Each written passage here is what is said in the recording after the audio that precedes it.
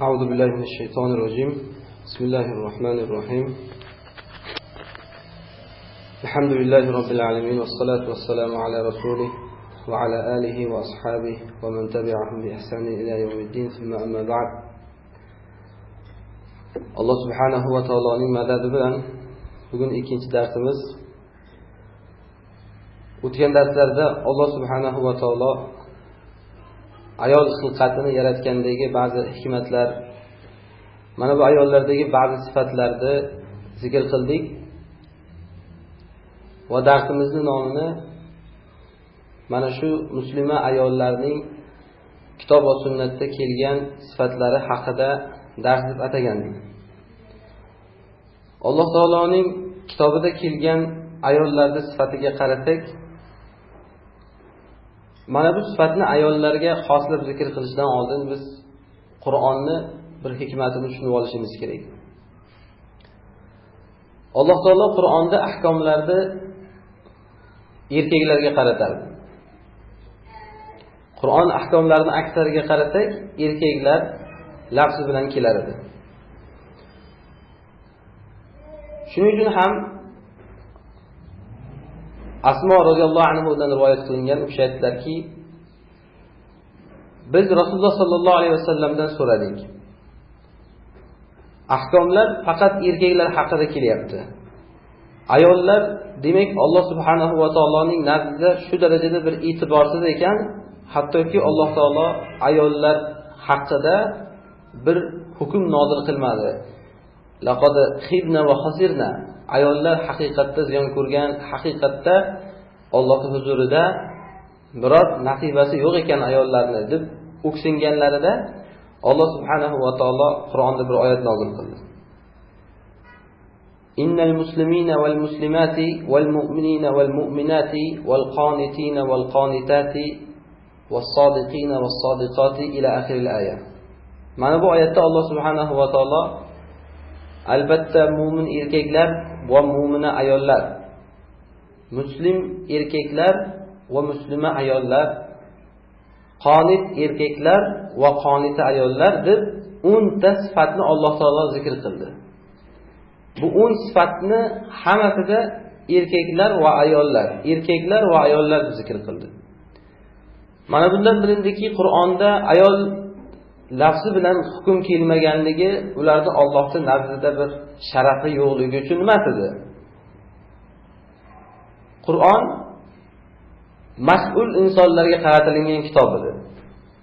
Ayollar ustidagi mas'ul erkak edi. Shuning uchun ham Qur'onda ahkomlar erkaklar zikri bilan kelar edi. Lekin Alloh xohlasa mana shunaqangi ahkomlar ham tushirib qo'yar ekan. Har bir sinfni o'ziga xos xitob qilib, musulmon erkak, musulmon ayol, mu'min erkak, mu'mina ayol degan zikrlarni ham qilishga Alloh taolo qodir ekan mana. Mana shuni Alloh taolo boshqacharoq yana bir ma'nosini ko'rsatdi bizga. Qur'onning suralarini tadabbur qilsak, Qur'on suralari ichida erkaklar degan sura yo'q. Lekin ayollar degan sura bor. Suratul Nisa deyiladi. Bu ham Alloh taolo ularni e'tiborsiz qoldirmaganligining bir nishonasi. Mu'mina ayol sifati haqida gapirilganda mana shu Niso surasi bizga asos bo'ladi. Asosiy sifatlar mana shu surada bayon qilingan. Mana shu Niso surasining bir oyatida Alloh subhanahu va taolo aytadiki: "Fas-solihatu qanitatun hafizatun lil-g'aybi bima hafizalloh." Soliha ayollar kimlar? Mana shu bizning hozirgi darsimizdagi savol shu. Soliha ayollar ular itoatlik va g'aybni saqlovchi bo'lgan ayollardir dedi. Alloh taolo soliha ayolning sifatida mana shu 3 dona sifatni zikr qildi. Birinchisi soliha ayollar degan sifat o'zi. Ikkinchisi fas-solihatu qanitatun, itoatlik ayollar dedi. Uchinchisi hafizatun lil-g'ayb, g'aybni saqlovchi ayollar dedi. Bugungi darsimiz Alloh taoloning mana shu so'zidagi 3 ma'no haqida.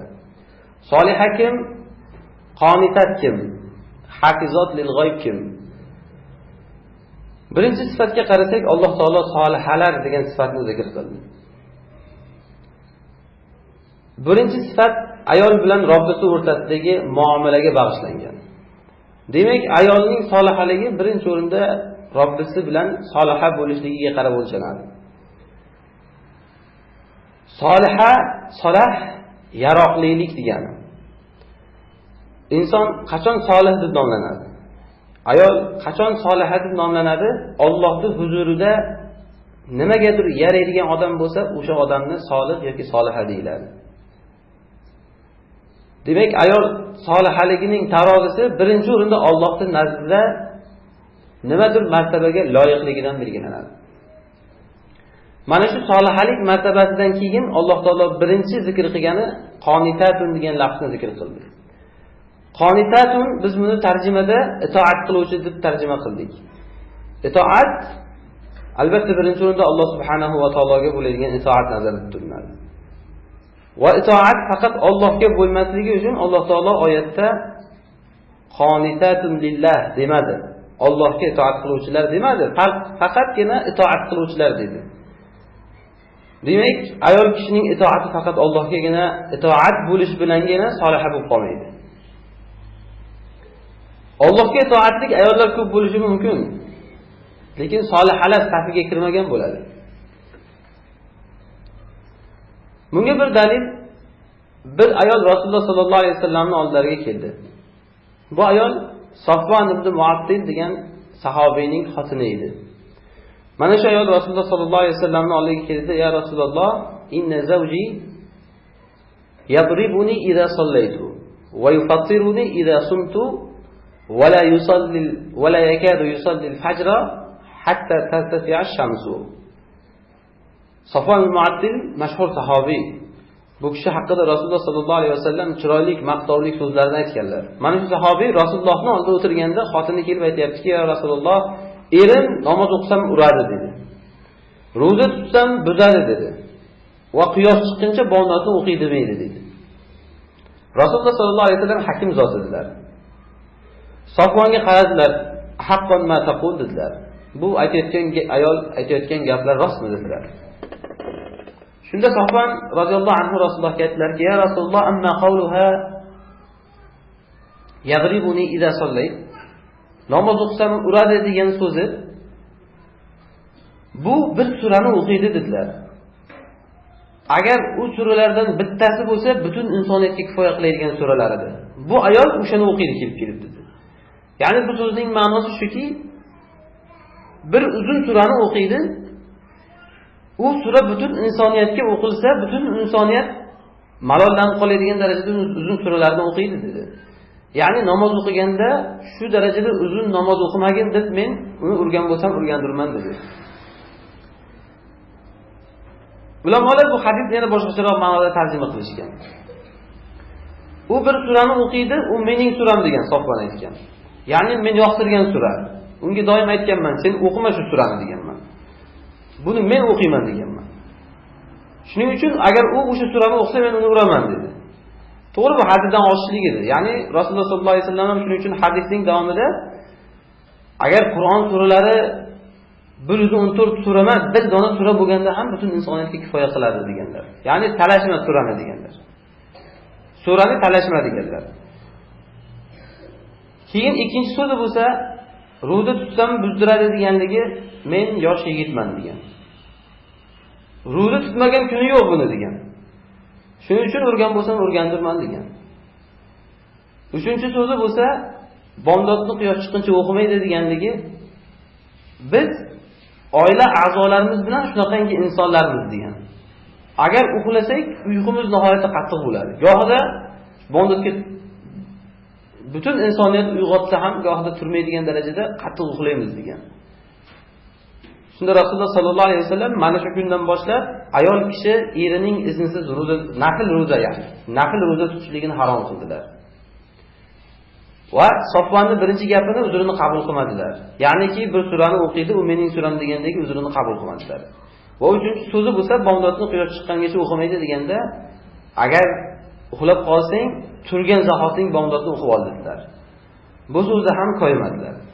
Lekin ayolning biror shikoyatini inobatga olmadilar. Mana bu gapni gapirishlikdan maqsad shuki, ayol Robbisi bilan soliha edi. Alloh taolo oyatda zikr qilgandek, fas-solihat sifati u ayolda bor edi. Qonitat sifati ham bor edi ayolda. Ya'ni Allohga itoatli ayol edi. Lekin bu itoatga agar erga bo'lgan itoat ham qo'shilmasa, bu itoatni Allohga bo'lgan itoatligi va o'z navbatida solihatligi ham qolmas edi. Shuning uchun Rasululloh sollallohu alayhi vasallam ayolning shikoyatini inobatga olmadilar. Eridan qilgan shikoyatni e'tiborga olmadilar. Demak, bizda hozir qonitat sifatiga qarasak, yana bir muhim ma'no bor. Ya'ni demak, agar ayolni solihaligi eng birinchi sifati Allohga va eriga itoatlik bo'ladigan bo'lsa, mana shu erga itoatlik bo'lgan ayolni Alloh taolo qonitat degan lafz bilan zikr qilganligiga qaraylik. Ya'ni nima uchun Alloh taolo itoatlik ayolni toiat demadi masalan? Arab tilida aslida toiat itoatlik degani. Nimaga toiat lafzi bilan zikr qilmasdan qonitat lafzi bilan zikr qildi? Buni nihoyatda bir kuchli bir ma'nosi bor. Qunut uni nimaligini bilishligimiz uchun biz Qur'on nozil bo'layotgan davrdagi lug'atga qaytamiz.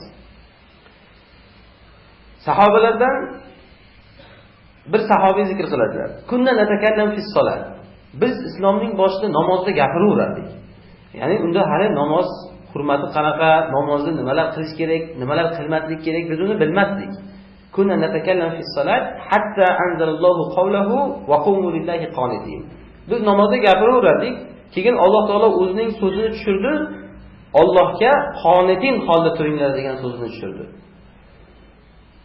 Allohga qonitin degan so'zini tushirgandan keyin biz namozda gapirishlikdan to'xtadik va mana shundan keyin namozda biz gapirmasdan turadigan bo'ldik degan.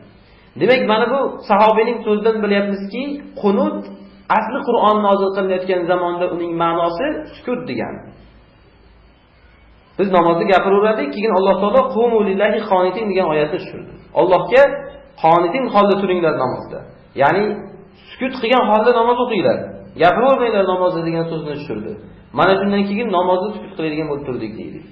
Demak, bundan bilyapmizki, qunutning asli ma'nosi sukut saqlash degani. Alloh taolo biz hozir sharhlayotgan oyatda solih ayolning birinchi sifatini zikr qilganda qonitatun degan sifat bilan zikr qildi. Biz buni itoatlik deb tafsir qildik. Hamma tafsir kitoblarida asli shunaqa itoatlik deb tafsir qilinadi. Lekin nima uchun toiat lafzi emas, qonitat lafzi keldi? Buni hikmati mana shunda edi. Ya'niki qunutni, ya'ni erga itoatni yoki Alloh taologa itoatni eng asosiy ko'rinishi sukutda ko'rinadi. Uni buyurgan buyrug'ini bajarishlikda emas. Masalan, ovqatni qilish, kirni yuvishlik degan narsalarda emas. Bu ham to'g'ri. Aslida erga itoat, lekin asosiy itoat ayol kishi sukut saqlashligida ko'rinadi. Shuning uchun ham Alloh taolo solih ayollar sifatida birinchi o'rinda qonitat lafzini zikr qildi. Demak, birinchi sifat mana bu solih ayollar sifatida qunut sifati. Lekin bu sifat solihat sifatidan keyin zikr qilindi. Bu bildiradiki, ayol Robbisi bilan soliha bo'lmaguncha hech qachon eri bilan itoatli bo'la olmaydi. Robbisi bilan o'rtasi isloh bo'lmaguncha hech qachon eri bilan o'rtasi ham isloh bo'lmaydi. Mana shu ma'noni bildirishlik uchun birinchi o'rinda fas-solihat dedi. Solihatlar ular kimlar? Qonitat ikkinchi o'rinda eriga itoat qiladiganlar. Demak, ayolning solihaligini yerda bir nishonasi bor. U eriga bo'lgan muomalasi. Mana bu Rasululloh sollallohu alayhi vasallamning so'zlarining bir tasdig'i. Rasululloh sollallohu alayhi vasallam hadisda aytdilar: "Yushiku an ta'rifu ahlal jannati min ahlin nar." Sizlar sal farosatli bo'lsanglar, jannat ahli kimligini jahannam ahli kimligidan yerda yurgan holatdayoq ajratib olsanglar bo'ladi dedilar. Bir odamga qarab, inshaalloh shu odam jannatli desak bo'ladi, agar farosatli bo'lsak. Bir odamga qarab, Allohu a'lam shu inson jahannamiy desak bo'ladi, agar farosatli bo'lsak. Sahobalar shunday: "Ya Rasululloh, bemazak, nima bilan bilamiz buni ya Rasululloh?" deyishdi. Qola bis-sana'il hasani was-sana'is sayyi'dir. Unga aytilayotgan chiroyli gap bilan va uning haqqiga aytilayotgan yomon so'zlar bilan. Kimning haqqida chiroyli gap ko'paysa, bu inson jannatiyligini yer yuzidagi insonlarning guvohligi bo'ladi. Kimning haqqida yomon gap ko'paysa, bu inson jahannamiyligini yer yuzidagi guvohligi bo'ladi. Mana shunga o'xshash ayol kishini ham Allohning huzurida nimagadir yaroqlik ekanligini yer yuzida bir nishonasi bor. U yuqorida aytganimizdek Robbisi bilan bo'lgan yaroqligidan keyingi bir masala bu. Bu qonitat ekanligi. Bu ma'no, ya'ni birinchi inson ayol demak soliha bo'ladi, keyin itoatlik bo'ladi. Lekin aksi bo'lmaydi. Ya'ni bir ayol eriga itoatlik bo'lsa, bu degani soliha degani emas. Lekin soliha bo'lgan ayol eriga itoatlik bo'lishi kerak. Chuqurroq ma'nolar bo'ladi. Buni bir misol tariqasida gapirdik, bir ayol eriga itoatlik bo'lib yurgan bo'lsa, demak shu soliha ekan degani emas. Alloh taoloni amrlarida salohiyatlik bo'lishdan keyin kelib chiqqan itoat ana u solihalik deyiladi. Biz birinchi o'rinda Alloh bilan o'rtamizdagi salohiyatga qaraymiz. O'shandan keyin boshqalar bilan o'rtamizdagi salohiyatga qaraymiz. Bu ma'no akslanmaydi. Yuqorida aytganimizdek, ya'ni boshqalar bilan o'rtamiz solih bo'lsa, demak bizni Alloh bilan o'rtamiz solih ekan degani emas. Mana bu solihat, qonitat sifatidan keyin Alloh taolo uchinchi sifatni zikr qildi. Hafizatun lil g'aybi bima hafizalloh. U qonitat, ya'ni Allohga ham eriga ham itoatli bo'lgan ayollar shunday ayollarki, g'ayb uchun g'ayb ahkomlarini saqlaydigan ayollar bo'ladi dedi. Bu ham Alloh o'rtasida va ham er o'rtasida bo'ladigan sifat ayollar. Ya'niki g'ayb ahkomlarini saqlashlik. Hafizatun lil g'ayb degani bu bildiryaptiki, yuqoridagi ahkomlar, ya'ni ayolning solihaligi yoki ayolning eriga itoat qilishligi shunchaki erligi uchun emas u. Hafizatun lil g'ayb. G'aybdagi zot uchun saqlaydilar o'sha haqni. Ya'ni Alloh taolo uchun saqlaydilar. Nimani saqlaydilar? Allohning buyrug'ini saqlaydilar. O'zlari haqlaridagi solihlikda ham va erlari haqlaridagi itoatda ham. Ular g'ayb uchun saqlaydilar. Shunchaki bu erligi uchun emas bu. Yoki shunchaki urf odat uchun emas bu. Ayol eriga itoat qiladi bizning jamiyatda, shuning uchun bizda ayollar ham eriga itoat qiladi. Bu salihlik ramzi emas bu. Shuning uchun yuqorida aytdik, hamma eriga itoat qilgan ayollar ham solihalar ekan degani emas. Bizda g'ayb uchun saqlash degan sifat bo'lishi kerak. G'ayb uchun degan sifat bu shuni bildiradiki, biz uning oldida ham, uni g'oyibligida ham uni haqqini saqlaymiz degan. Hozir bo'lib turgan holatda ham, g'oyib bo'lgan holatda ham. Bu gaplar tushunarli aslida. Ya'ni er masalan mavjud bo'lmagan haq paytida uni sharafini saqlash, er mavjud bo'lmagan paytida uni molini saqlash, bu hafizatul lil g'oyib sifatlari aslida. Biz bilmagan boshqa bir ma'nolar bor. Hafizatul lil g'oyib sifatida. Birinchi ma'no shuki, hafizatul lil g'oyib deganligi ular o'zlarining erlari bilan o'rtalarida bo'lgan g'oyibona sirlarni saqlaydilar degan. Mana bu ko'pchilik bilmaydigan ma'no bu. Ayol bilan erining o'rtasida g'oyibona sirlar bo'ladi. Er-xotinlik masalalari yoki faqat erkak xotiniga aytadigan gap so'zlar. Mana shu narsalar er bilan xotin o'rtasidagi g'oyibona, ya'ni maxfiyona so'zlashuvlar. Mana shu sirlarni ko'chaga chiqarib gapirishlik ayol kishidagi solihat sifatining 3-qismini yo'qotadi. Ya'ni g'aybni saqlovchilik sifatini yo'qotadi. Qaysiki ayolda agar er-xotin o'rtasidagi masalalarni yoki sirlarni tashqariga gapirishlik xislati bo'lsa, bu ayolda hafizatul lil g'ayb sifati yo'q degani. Ayol er bilan o'rtasida bo'lgan g'ayb masalalarni saqlaydigan bo'lishi kerak. Xususan er-xotinlik masalalarida. Bunga hattoki tahdidlar keldi. Imom Ahmad rivoyat qilgan hadisda Asmo roziyallohu anhudan keladi bu hadis ham. Rasululloh sallallohu alayhi vasallam bir kun odamlarga chiqib aytdilar: "La'allakum tukhbiruna ma fa'altum bi ahlikum aw la'alla imra'atun tukhbiru ma fa'ala zawjuha ma'aha." Sizlar hali er-xotinlar o'rtalarida bo'lgan ishlarni yoki xotinlar erlari bilan erlari unga qilgan ishlarni ba'zilariga chiqib gapiryapti shekilli dedilar. Fa'aramal qawmu. Asma roziyallohu anhu aytadilarki, shunda hamma boshini egib o'tirdi. Ya'ni hammada deyarli shu xislat bor edi. Bu ularga ayb emas edi lekin, chunki ular hali bu ahkomni bilmasdilar. Shunda Asma roziyallohu anhu o'rnlaridan turdilarda, "Na'am ya Rasululloh, innahum la yaf'alun va innahunna la yaf'alna." Ya Rasululloh, bu erkaklar ham shunaqa qiladi, ayollar ham shunaqa qiladi dedilar. Erkaklar ham ahli bilan bo'lgan muomalasini ko'chaga chiqib gapiradi. Ayollar ham eri bilan bo'lgan muomalasini ko'chaga chiqib gapiradi dedilar. Shunda Rasululloh sollallohu alayhi vasallam la taf'alu dedilar. Bu ishni qilmanglar dedilar. Fa innama mathalu zalika kamathali shaytoni. Laqiya shaytonatan fit tariqi faghashiyaha wan nas yanzurun. Bunday qilmanglar, bunday qilaydiganlarning misoli shundayki, bir shaytonga o'xshaydi dedilar. Bir shayton ko'chada bir shaytonaga yo'liqib qolib, ikkalasi hammaning ko'z o'ngida bir-biri bilan birlashib, odamlar qarab turgan holatda birlashayotganlik holatiga o'xshaydi bularni qiladigan ishi dedilar. Ya'niki erni xotini bilan o'rtasidagi bo'lgan g'aybona masalalarni erkak tashqariga chiqib gapirishligi yoki xotin eri bilan o'rtasida bo'lgan gaplarni chiqib tashqariga gapirishligi, mana shuni Rasululloh sollallohu alayhi vasallam shayton va shaytonaga o'xshatdilar. Erkak shayton va ayol shaytonga o'xshatdilar. Ular shayton deganda ham bir razillikni ko'chaga chiqib qiladilar, insonlar qarab turgan holatda. Mana bu qabih misol. Rasululloh sollallohu alayhi vasallam qaysiki bir fe'lga qabih misol keltirsalar, bu haromligini bildiradi. Demak, bu ish harom degani. Haromligi uchun ham yuqorida ayolning solihaligini chiqaradi. Solihalikni 3 dan 1ni yo'qotadi bu. Ya'niki g'aybni saqlovchilik sifatini yo'qotadi. Demak, Alloh bilan soliha bo'ldim degani bo'ldi degani emas ayol kishiga. Va eri bilan soliha bo'ldim degani ham bo'ldi degani emas. 3-sifat bor, o'rtada g'aybona masalalarni saqlashlik. Bu hali yuqorida aytgan erni haqqini, uni to'shagini yoki uni molini saqlashlikdan tashqari bir masala. Hafizatun lil g'ayb deganligining ma'nolari mana shu bo'ladi. Mana bu oyatni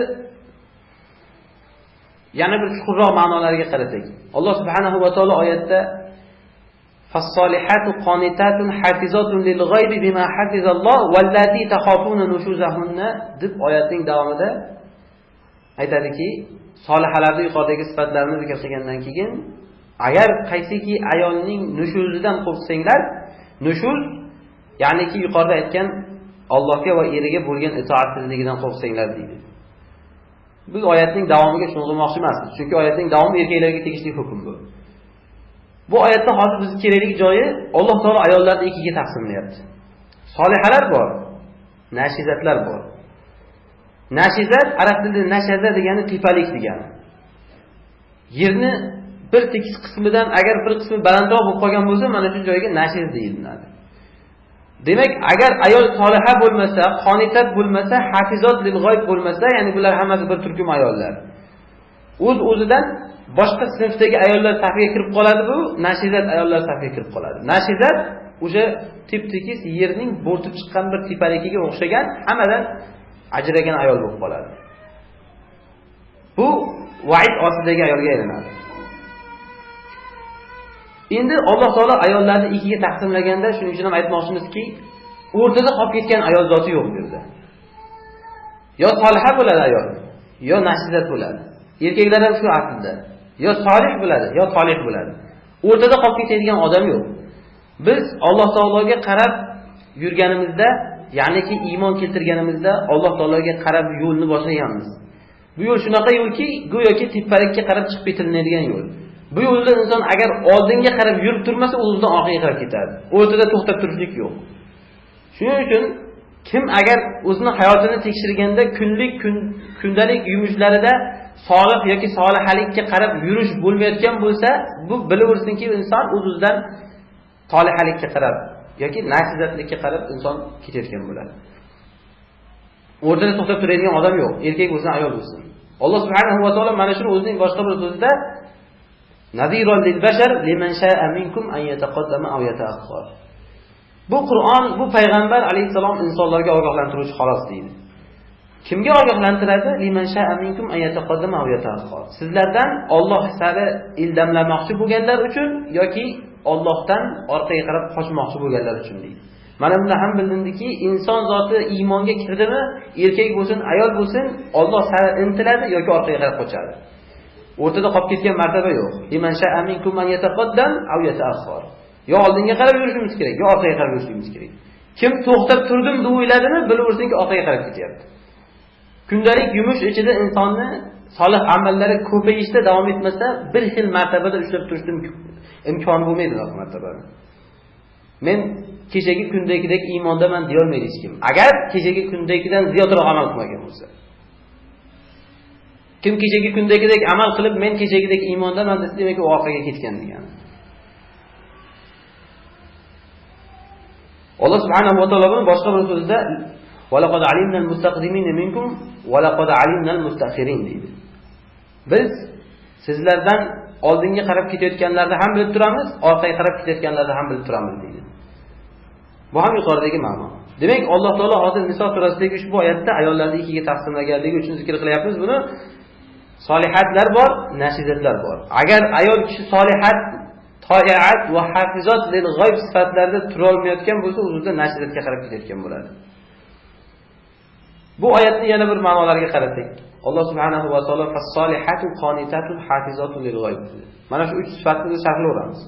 Chunki asos bizga mana shu solihalarda shu. Alloh taolo oyatni as-solihat degan sifat bilan boshladi. Solihat arab tilini biladiganlarga ma'lum bu. Solihatun lafzi arab tilidagi ismi fa'il siyg'asidan olingan. Ismi fa'il siyg'asi arab tilida o'zimizning tilda ma'no berganda bir ishni qiluvchi degani. Solihat demak yaxshilik qiluvchi degani. Lekin nimaga Alloh subhanahu va taolo ayollarga shunda solihat deb zikr qildi? Soliha bo'linglar deb amr qilmadi. Masalan, Alloh taolo Qur'onda ba'zi ahkomlarda atiulloh deydi, Allohga itoat qilinglar deydi, amr qiladi. Lekin hozir bu yerda soliha ayollarga Alloh taolo soliha bo'linglar demadi.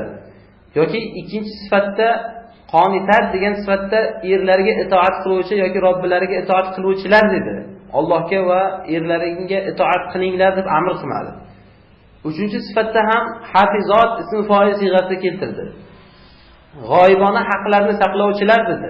G'oyibona haqlarni saqlanglar deb amr qilmadi. Nima uchun amr emas ism fa'il keldi?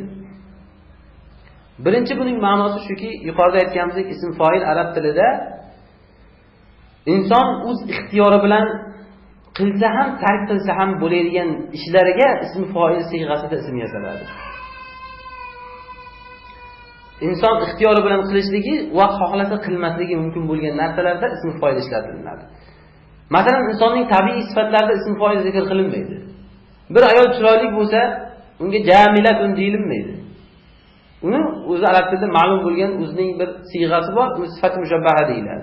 O'zgarmas sifatlar alohida uni bir o'zining vazni bor. Inson qilsa ham qilmasa ham o'zgarib tursa bo'ladigan sifatlar ism fa'il siyg'asidagi sifatlar deyiladi. Alloh taolo hozir solih ayollarni zikr qilganda mana shunaqangi ism fa'il siyg'asida zikr qildi, sifat mushabbaha siyg'asida emas. Bu bizga bildiradiki, ayol kishi soliha bo'lib tug'ilmaydi. Yoki ba'zilar aytayotgandek, men o'zi unaqa bo'la olmayman, men o'zi qaytarroqman, meni tabiatim boshqacharoq degan gaplar hammasi bekor. Alloh taolo oyatda solihat deb har bir ayolda ism fa'il siyg'asida keltirdi. Ism fa'il bilan keltirdimi, bilinadiki, bunda ayol kishining o'ziga ixtiyor bor degan. Ayol kishi irodasi bor degan. Irodasi bilan xohlasa soliha bo'la oladi, xohlasa soliha bo'lmaydi. Irodasi bilan xohlasa qonitat itoatlik bo'la oladi, irodasi bilan xohlasa itoatlik bo'lmaydi. Demak, bunda hukm ayolning o'ziga qaratilgan. Mana shunga qarab Alloh taolo mukofoti yoki jazosini beradi. Xuddi shunday uchinchi sifat ham, g'aybni saqlovchilik sifati ham. Buni ham Alloh taolo ismi fa'il siyg'asida keltirdi. Demak, bu bildiradiki, xohlasa shunday bo'la oladi, xohlasa shunday bo'la olmaydi. Lekin bizda insonlarda hozir haqiqatlar o'zgarib ketgan. Insonlarga qarasak, masalan, xosatan ayollar darsi bo'lganligi uchun ayollarga qarasak, ayollar mana shu sifati mushabbaha bo'lgan sifatlari bilan ismi fa'illik sifatlarini almashtirib olgan. Bir ayol masalan bo'yi pakana tug'ilgan bo'lsa, bu ayolga qarasangiz, uni asl sifati mushabbahasi bu qosiro deyiladi. Lekin shu ayol mana shu tabiiy o'zgarmas sifatiga taslim bo'lganini qarab hech bir ko'rinmaydi. Bu ayol men endi demak qosira ekanman, men demak pakana ekanman, bo'ldi endi shunday yuraveraman demaydi. Qarasangiz poshnalik tufli kiyadi. Qosirotligini o'zgartirmoqchi bo'ladi. Asli o'zgarmaydi u. Yuqorida aytganimizdek sifat mushabbaha. Yoki bir ayolga qarasangiz, rangi qora bo'lsa, meni shu sifatim ekan deb shu bilan taslim bo'lmaydi. O'sha sifatni o'zgartirishga harakat qiladi. O'zini bo'yaydi, oqman deydi. Soch qisqa ayol soch o'laydi. Asli bu sifatlarni qarasak, hammasi la'natlangan sifatlar. La'nallohu wasilata wal mustawsilata wal washimata wal mustawshimata wal mutafarrijat al asnan. Rasululloh sallam aslida bu soch ulovchi, ulatuvchi, tishlar orasini ochtiruvchi, al-mughayyirat li xalqillah, Allohning mana shunaqangi xilqatini o'zgartiruvchi ayollarni la'natladilar. Ya'ni sifati mushabbahaligiga, taqdiriga tan bermasdan o'zgartiraman deyilgan mana shunaqangi ayollarni la'natladilar. Xuddi shu jumladan kabil ali, ya'ni baland poshna kiyishlik ham baland poshnalik inson shu bo'yni pakanaligini berkitish uchun shunaqangi oyoq kiyim kiyishligi ham mal'una ayol degan. La'nat ostiga kiradi bu ayollar. Chunki bu ham yuqorida aytganimizdek Alloh ayolni yaratgan sifati mushabbaha bo'lgan sifatini o'zgartirishga urinish bu. Alloh insonga erkak bo'lsin, ayol bo'lsin, sifati mushabbaha bo'lgan sifatlarni o'zgartirishga buyurmagan. O'zgartirish ixtiyorimiz bo'lgan, imkoniyatimiz bo'lgan sifatlar bor mana. Solihatlik yoki qonitatlik yoki toiatlik yoki hafizotlik sifatlari. Mana shu sifatlarni o'zgartirishimiz kerak. Hozir yuqorida aytganimizdek, shu zamon shunaqa zamonki, haqiqatda o'zgargan zamon. Insonlar o'zgartirishi mumkin bo'lgan sifatini bu mening tabiiy sifatim deydi. O'zgartirish mumkin bo'lmagan sifatlarni bu men o'zgartirishligim kerak deb harakat qiladi. Bu aslida Rasululloh sollallohu alayhi vasallam hadisda aytganlaridek qiyomatning alomati bu. Inna bayna yaday sa'a sin khadda'atillar. Qiyomat soatidan oldin aldoqchi yillar bo'ladi deganlar. Aldoqchi yillar deganning ma'nosi hamma narsaning haqiqatini aldab ko'rsatiladi. Narsalar o'z haqiqatidan burib ko'rsatiladi. Mana shu haqiqatlar o'zgarayotgan zamonda agar har bir inson bir dona haqiqatni asliga qaytara olsa, sahobalar davriga qaraydigan bo'lsak, mana 20 yil uzog'i bilan 30 yil ichida johiliyat zamoni saodat zamoniga aylanib ketdi. 20 yil 30 yil ichida johiliyat deb nomlangan zamon saodat asli degan zamonga aylanib ketdi. Nima uchun? Mana shu sahobalarning siratiga qaraganimizda har bir sahobiyda bitta mana shu haqiqatni o'ziga asliga qaytarish xislati bo'ladi. Har bir insonning hayotida bitta g'oya bo'lishi kerak, shunaqa mana shu haqiqat o'zgargan, men mana shu haqiqatni asliga qaytaraman degan. To'yat bunaqa o'zgargan haqiqatlar atrofida. Shuni asliga qaytarsa, bir avrat o'tmasidan butun insoniyat asli isloh bo'lishi kerak. Lekin odamlar ana shu o'zgargan haqiqatni o'zgarganigacha yuraveradi. Mana shundan aslida zamon yomonligi kelib chiqadi. Aslida zamon emas. Rasululloh sollallohu alayhi vasallam hadisda aytganlaridek, la tasubbudahr, zamonni to'kmanglar deganlar. Fa innallohu huvad-dahr, u zamon Alloh deganlar. Ya'ni zamonning egasi, zamonni boshqarib turgan zot Alloh. U zamonni buzayotganlar o'sha zamon ichida yashayotgan odamlar bo'ladi. Mana bu yuqorida aytganimizdek oyatda Alloh taolo ayollarni sifatlaganda ism fa'il bilan sifatlaganligining bir ma'nosi edi. Demak, hech kimga uzr yo'q bu yerda. Erkakka ham, ayolga ham. Men o'zgarmayman, mening bu xilqatim degan ma'no yo'q. O'zgarar ekanmiz, shuning uchun Alloh taolo ism fa'il siyg'asida zikr qildi. Agar o'zgarmaganimizda sifat mushabbaha siyg'asida zikr qilgan bo'lardi. Ala ya'lamu man xalaq. Alloh subhanahu va taolo yaratgan, mana shu zot o'zi biladi, nimasi o'zgaradi, nimasi o'zgarmaydi inson. Shuning uchun o'zgaradigan siyg'ada zikr qildi. Bu oyatga yana qarasak, ikkinchi bir ma'no Alloh taolo oyatda fas-solihatu qonitatu deganda yana shu ism fa'il siyg'asi bilan zikr qilganlik ma'nosiga qarasak, mana bunda yana bir ma'no bor. Yuqorida aytganimizdek, ayol kishiga irodani beryapti. Qasdni beryapti. Hozirgi kunda ayollar ichida yashashdan maqsad yo'qolganligini sababi ayol kishi o'zining irodasi, maqsadi borligini yo'qotib qo'yganligi. Ayollar bilmaydi nimaga yashayapti. Biz biror narsani istashligimiz mumkinmi yo'qmi bilmaydi ayollar. Bizning bir maqsadimiz bo'lishi mumkinmi yo'qmi? Bir rejamiz, hayotda bir qo'ygan g'oyamiz bo'lishi mumkinmi yo'qmi? Ayollar mana shu ma'noni bilmaydi. Go'yoki ayol bo'lib kelgan, ayol bo'lib o'tadi. Shu uning vazifasi. Aslida ayol kishida maqsad, g'oya va iroda bor ekan, Alloh subhanahu va taolo shuning uchun ham mana bu ism fa'il siyg'asida zikr qilyapti. Yuqorida aytdik, arab tilidagi qoida bu. Ism fa'il bo'lib keldimi, unda iroda bor degan. Ism fa'il bo'lib keldimi, unda maqsad bor degan. ismi foil bo'lib keldimi, unda bir g'oya bor degani. Ayol o'zini g'oyasi bo'lishi kerak uni ham. Ya'ni men hayotda falondek ish qilmoqchiman. Men hayotda falon narsaga erishmoqchiman degan g'oya, iroda bo'lishi kerak. Irodasiz, g'oyasiz insondan solihalik ham chiqmas ekan. Shuning uchun Alloh taolo solihalarni ham irodalik degan va solihalarni ham g'oya bilan sifatlab mana ism foil siyg'asida keltirdi. Agar inson soliha bo'lsa, ayol kishi yuqorida aytganimizdek qonitat bo'lsa, Robbisiga itoat qilsa va eriga itoat qilsa, mana buning jazosi nima? Mukofoti nima yani? Rasululloh sallallohu alayhi vasallam hadisda aytadilarki, al-mar'atu idza sallat khamsaha va samat shahraha va ata'at zawjaha qila laha dukhuli min ayyi abwabil jannati shi'ti. Agar ayol namozni o'qisa, ro'zasini tutsa, boshqa bir rivoyatda va ahsanat farjaha, avratini haromdan saqlasa. Avratni haromdan saqlash biz bilgan ma'nodagi faqat zino emas. Ayol kishi Rasululloh sallallohu alayhi vasallam hadisda aytganlaridek al-mar'atu kullaha awrat deganlar. Ayol kishi hamma joyi avrat deganlar. Hamma joyi avrat ayol kishini. Mana shuni agar haromdan saqlasa va to'rtinchi sifat va ata'at ba'laha, eriga itoat qilsa, jannatning hamma eshigidan chaqirilib xohlaganidan kiradi deyiladi.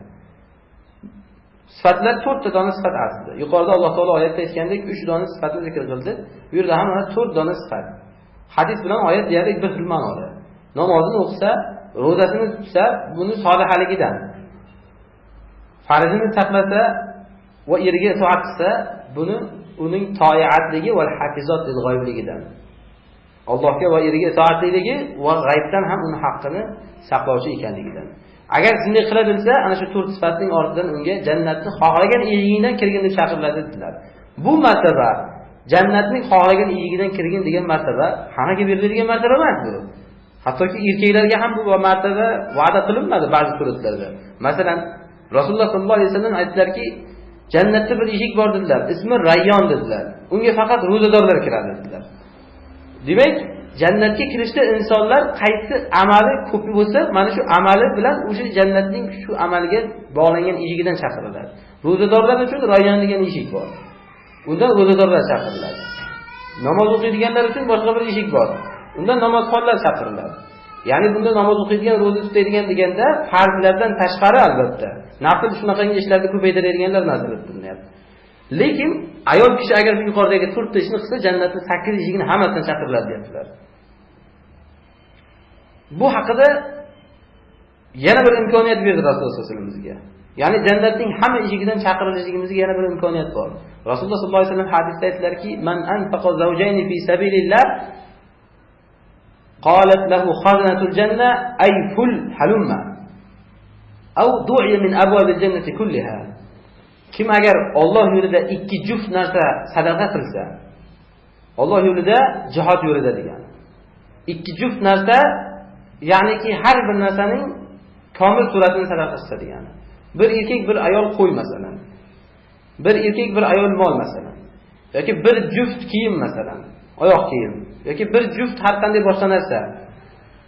Narsaning komilligi, sadaqaning komilligi juft qilib berishda ko'rinadi. Shuning uchun Rasululloh sollallohu alayhi vasallam hadisda aytayaptilarki, kim agar jihad yo'lida mana shu bir juft narsa sadaqa qilsa, jannatning eshigida turgan farishtalar ya fulan halumma huna deydi. Ya'ni hammasi har tarafdan uni sen bu yoqdan kelgin deb chaqiradi.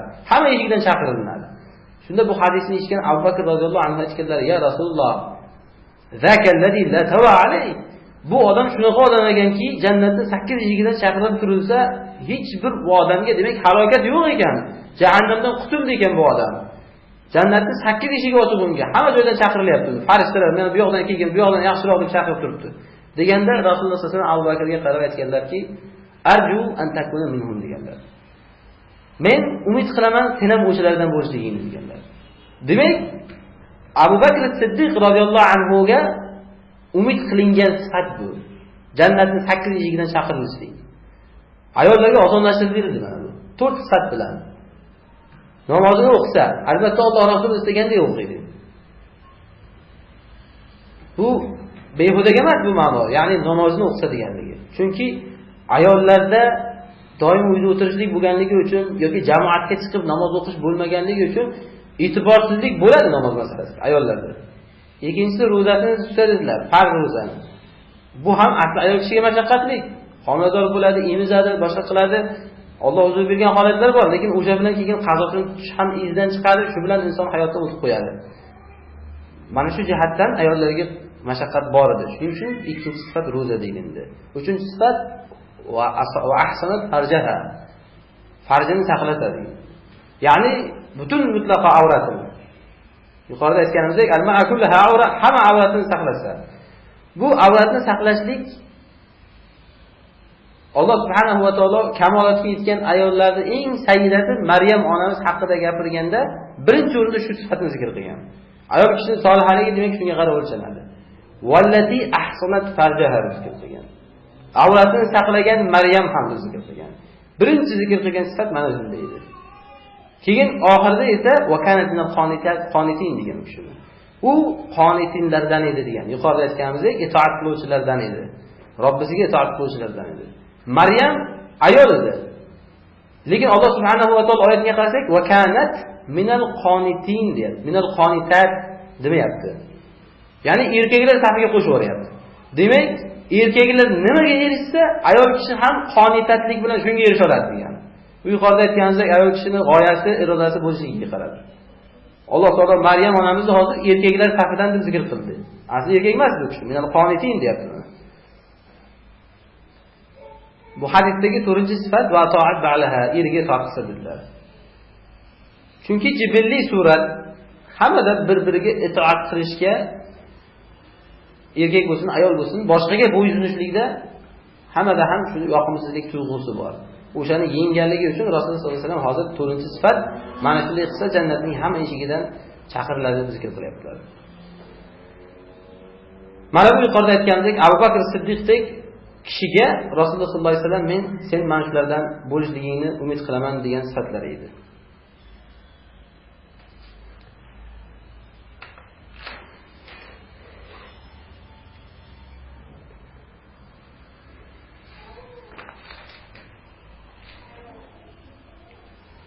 Demak, yuqoridagi oyatga qaytsak yana Alloh subhanahu va taoloning so'zi fas-solihatu qonitatun hafizatun lil-g'aybi bima hafizalloh. Alloh taolo oyatda ism fa'il siyg'asida zikr qilgan dedik. Buni ma'nolaridan yana biri shuki, ism fa'ilni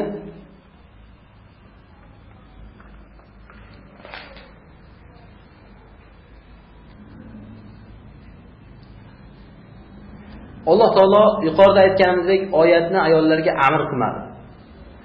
Soliha bo'lsinlar yoki itoatlik bo'lsinlar yoki g'aybona haqlarni saqlovchi bo'lsinlar demadi. Amr qilinmaganligini ularga shu sifat ism fa'il siyg'asida berilganligining ma'nosi shuki, ayol kishi soliha deb nomlanishligi uchun agar soliha deb nomlanadigan martabaga yetsa, ayol kishiga buyruq qilinishligiga ham hojat qolmaydi aslida. Unga solihalar sifati xabar qilinishligi bilan kifoyalaniladi. Shuning uchun ham Rasululloh sollallohu alayhi vasallam davridagi ayollarga, solih ayollarga yoki o'tmishdagi solihalarga qarasak, ular buyruq bilan soliha bo'lgan odamlar emas edi. Yoki uning solihaligi davomchiligi uchun bu buyruq ostida bo'lishligi kerak emas edi. Ayollarga buyruq ostida ishni buyurish bilan xabar bilan qilishlik o'rtasida farqi borligi uchun Alloh subhanahu va taolo hozir ularga buyruq suratida emas, xabar suratida zikr qilyapti. Chunki buyruq suratida qilganda ayollarning nushudi tutishligi mumkin. Ya'ni buyursa qaytarligi tutishi mumkin. Shuning uchun ham Alloh subhanahu va taolo oyatda xabar qilyapti ularga. Solihalar mana bunaqa bo'ladi. Solihalar mana bunaqa bo'ladi deb xabar suratida 3 sifatni ham Alloh taolo zikr qildi. Bu yuqoridagi siyg'alardan chiqyapti. Solihat va qonitat va hafizat lil g'ayb degan sifatlardan chiqyapti.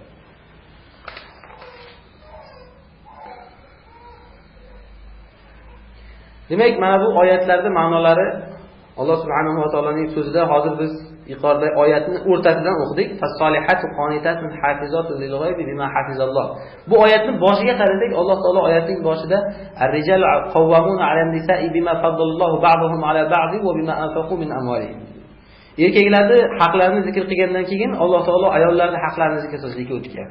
Shuning uchun yuqoridagi oyatda hafizatun lil g'oybi bima hafizalloh ma'nosida Allohning g'aybini saqlovchilar, Alloh saqlaganligi bilan saqlovchi deganligida buning ma'nosida ulamolar aytganki, ayol kishi eriga itoat qilishligi u erligi uchun emas. Yuqorida aytganimizdek, bima hafizalloh, Alloh taolo u deb haqqini saqlab qo'yganligi uchun. Shuning uchun agar qaytiki ayolda erga nisbatan itoatsizlik holati uchrasa, mana bu holatda ayol kishi eslashligi kerakki, bima hafizalloh, Alloh taolo u erga shu haqni saqlab qo'yganligi uchun saqlayman men. U erni yaxshi yoki yomonligidan emas. Yo'qda u er mijg'ov bo'lishligi mumkin, to'g'ri yani. Bu unga qarab uning haqqi o'zgarmaydi. Agar kimning boshiga shunaqangi er kelib qolgan bo'lsa, agar erkak kishi hamma haqni olgandan keyin ham zulmda davom etsa, Rasululloh sollallohu alayhi vasallam buni bizga yechimni o'rgatib qo'yganlar. Innaha satakunu ba'di atharo deganlar. Rasululloh hadisda aytadilarki, mendan keyin hali sizlar bir qizg'anchiqlikni topasizlar deganlar. Aslida bu hadis to'g'ri, er-xotin masalasiga kelmagan, lekin bizga ham shu ma'no tushadi aslida. Mendan keyin qizg'anchiqlikni ko'rasizlar deganlar. Ya'ni odamlar faqat o'zini haqqini talab qiladi. Bu haqqini beray demaydi. Hamma menikini ber deydi. Shunaqa holatda nima qilaylik deganlarida, xususan agar bizning boshimizda bosh bo'lib turgan odam shunaqa bo'lib qolsa, faqat meni haqqimni ber desa, o'zi bermasa haqqini. Nima qilish kerak shunaqa holatda? Rasululloh aytdilarki, tu'adduna al-haqqallazi alaykum va tas'aluna allazi lakum minalloh. Zimmalaringda bo'lgan haqni Alloh taologa ado qilasizlar. Ya'ni farqi yo'q. U qizg'anchiqligidan qat'iy nazar. Bu o'zlaringning haqlaringni bo'lsa, mana shu sizlarga haqlaringni bermayotgan zot, odamni ustida turgan zotdan so'raysizlar. Ya'ni Alloh taolodan. Bizga haqqimizni bermayotgan odam, o'sha qizg'anchiq mijg'ov odam, o'sha odamning ustida turgan zot bor. Shuni bizga shunaqa qilib qo'yadigan yoki shuni bizga haqqimizni ado qilib ham qo'ya oladigan zot bor. Alloh taolo. Ana shuni sizlar Allohdan so'raysizlar dedilar. Demak, bunda ishora qildilarki, unaqangi haqqi bermaydigan baxil odamga u bilan talashib o'tirishlikning foydasi yo'q. Uni ustida turgan zotga murojaat qilishligi kerak. Mana shunda yechim bo'ladi. Mana shu ma'noni tushunilmasa, insonlar o'rtasida muammo tugamaydi. U naqangi odam o'zini haqqini talab qilaveradi. Bu Alloh taoloning aslida insonga bergan bir musibati bo'ladi. Ehtimol insonning oxiratdagi martabasi mana shu bilan o'lchanishligi mumkin. Alloh subhanahu va taolo mana shu oyatlarga amal qilishni nasib qilsin. Subhanakallohumma va bihamdika, ashhadu an la ilaha illa anta, astaghfiruka va atubu ilayk.